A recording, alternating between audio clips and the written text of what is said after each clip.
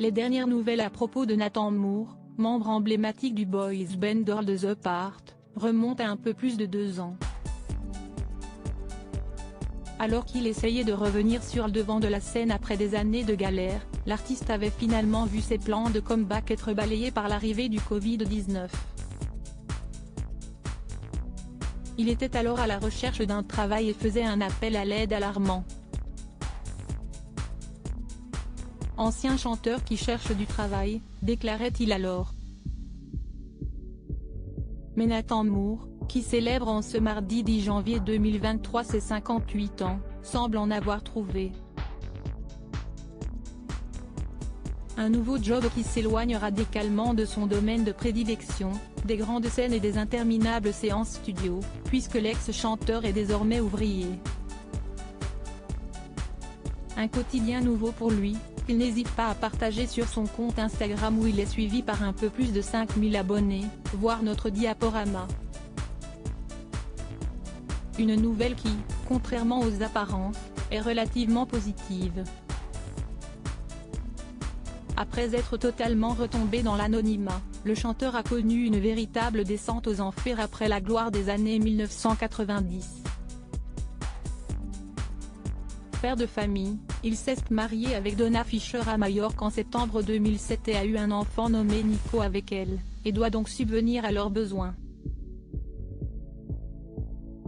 Une réalité que le chanteur a fini par embrasser puisqu'il déclarait il y a 3 ans à nos confrères de Téléstar que quand le phénomène a perdu de son ampleur, ça a été dur. On a eu des difficultés financières. À un moment, j'ai même perdu ma maison. Je chante souvent pendant que je travaille une maison qu'il pourra désormais bâtir de ses propres mains car l'artiste enchaîne les projets sur les chantiers, à en juger ses publications pleines d'autodérision sur les réseaux sociaux. Ouvrier travaillant très dur disponible à l'embauche. Malheureusement, je chante souvent pendant que je travaille, peut-on notamment lire. Aujourd'hui, Nathan Moore semble bien conscient qu'il ne renouera jamais avec le succès malheureusement éphémère qu'il a connu avec son groupe. En 2015 déjà, il avait tenté un retour en force dans la version UK de The Voice. Mais son passage s'était révélé alors être un flop retentissant, puisqu'aucun jury ne s'était retourné. Une triste tournure pour la carrière de l'acteur, mais aujourd'hui, l'essentiel est ailleurs.